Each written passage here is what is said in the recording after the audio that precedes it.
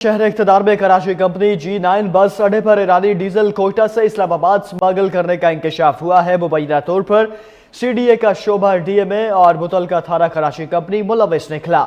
FIR में बस को गायब कर दिया गया। K2 टेलीविजन ने वीडियो हासिल कर ली है। इस हवाले से मजीद तफसीलात हासिल कर लेते हैं। इस वक्त हमें टेलीफोनिक लाइन पर ज्वाइन किया है नुमाइंदा K2 टेलीविजन इस्लामाबाद शफीक भट्टी ने। शफीक भट्टी, बताइएगा कि ईरानी तेल की स्मगलिंग की जा रही थी और इसमें अहम बात यह है कि जो FIR हुई है उसमें जिस बस में ये ईरानी डीजल स्मगल किया जा रहा था उसको बिल्कुल गायब कर दिया गया है। और साथ में ये बताइएगा कितना डीजल था ये?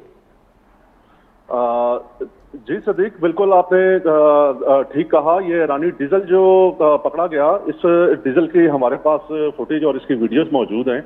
ये तकरीबन जो हमारे सोर्स हमें बता रहे हैं कि वो ये डीजल जो है कम से कम भी 3500 लीटर जो डीजल था ये इससे निकला है। वैसे जो 5000 लीटर डीजल जो है इसमें स्मगल किया जा रहा था और ये स्मगलिंग रेड हैंडेड वफाकी पुलिस के थाना कराची कंपनी ने इनको पकड़ा और पकड़ने के बाद इन्होंने शाम 5 बजे एक FIR दर्ज की जिसका नंबर 1035/24।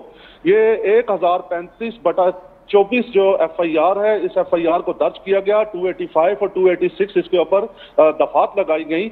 मगर अफसोसनाक तो बात यह है कि यहाँ पे इस बस जो हमारी स्क्रीन पे अभी नजर भी आ रही होगी, इस बस में से ये डीजल निकाला जा रहा था। शाम के टाइम जो हमारे सोर्स ने हमें बताया कि ये SHO जो एडिशनल SHO थे सुहेल अशरफ साहब ने ये कोई डील की है इनके साथ 2 लाख रुपए की। और उसके बाद जो ये बस है, इस बस को इसमें से निकाला गया। और एक बात और बताता चलूं, जो बताना मैं जरूरी भी समझता हूं कि मैं उसी रात 12 बजे, जब 5 बजे FIR हुई, रात 12 बजे मैं कराची कंपनी थाना सुहेल अशरफ से जो एडिशनल SHO थे उनसे मिला। उनसे मैंने FIR मांगी, उन्होंने मुझे FIR नहीं दी। और यकीन कीजिएगा कि मैं 4 दिन तक लगातार इस FIR के पीछे जाता रहा। ये FIR इन्होंने हमें देने से बिल्कुल इनकार कर दिया कि जी अभी FIR ये हो रहा है और FIR वो हो रहा है, और ये FIR के लिए बहाने ढूंढते रहे। यकीनन मीडिया जो है वो पुलिस अफसरान की आंख है, कान है। अगर ये FIR हमें नहीं मिलेंगी तो इनको हम करप्शन इनकी उजागर किस तरह करेंगे, क्योंकि वफाकी पुलिस तो वैसे ही आजकल एहतसाब के गरगरे में है।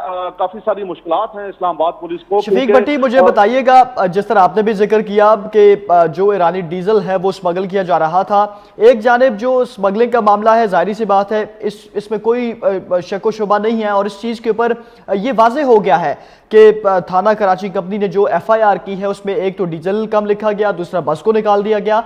मुझे बताइएगा इस हवाले से जब आपकी CDA हुकाम से या फिर पुलिस के कोई हुकाम से इस हवाले से बात हुई है तो क्या कुछ मौक़िफ़ है उनका? जी, CDA और MCI के तर्जुमान जो हैं शाहिद कियानी, उनसे हमारी बात हुई। उन्होंने बताया कि जी ये डोमेन है वफाकी पुलिस की और वफाकी पुलिस जो इनके साथ कार्रवाई करना चाहती है उसको कानून के मुताबिक इसके ऊपर कार्रवाई करनी चाहिए। यकीनन तर्जुमान CDA ने और MCI ने तो अपना हमें मौक़िफ़ दे दिया। जब मौक़िफ़ के लिए हमने वफाकी पुलिस के तर्जुमान से रब्ता किया तो उन्होंने बताया कि जी मेरी तो जो FIR है, मेरे तो मौक़िफ़ यही है। मैंने जब उनको बताया कि हमारे पास सबूत मौजूद हैं, उसकी वीडियो मौजूद है जो बस से डीजल निकाला जा रहा है, जराये के मुताबिक 2 लाख रुपए भी इसने रिश्वत भी ली गई है, तो उन्होंने कहा कि अगर इसके सबूत मौजूद हैं, अगर K2 TV ये सामने लाता है तो यकीनन हम इनके खिलाफ भरपूर कार्रवाई करेंगे और कानून के मुताबिक इन्हें सजाएं भी देंगे और इस FIR में उस गाड़ी को भी हम ऐड करेंगे। तो इसके अलावा हमारी अफसरान से भी बातचीत हुई और उनको भी हमने ब्रीफ किया। अब देखना तो ये है कि क्या ये आगे पहुंच सकेंगे, इसको बिल्कुल मेरिट के ऊपर इसके ऊपर काम कर सकेंगे, क्योंकि हुकूमती हकाम के मुताबिक ईरानी डीजल की गैर कानूनी स्मगलिंग जो है वो मुल्की पेट्रोलियम सेक्टर को शदीद नुकसान पहुंचा रही है और इसके खिलाफ क्रैकडाउन भी जारी रहता है।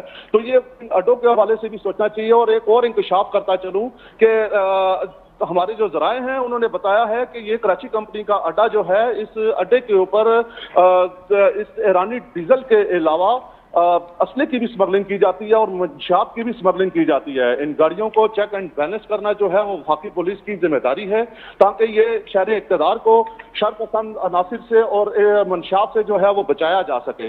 ये एक लम्हा फिक्रिया है और हमें यकीनन इसके हवाले से वफाकी पुलिस को हम निशानदेही करते हैं और आगे भी करते रहेंगे और हम अपनी जिम्मेदारियां जो हैं बिल्कुल जी।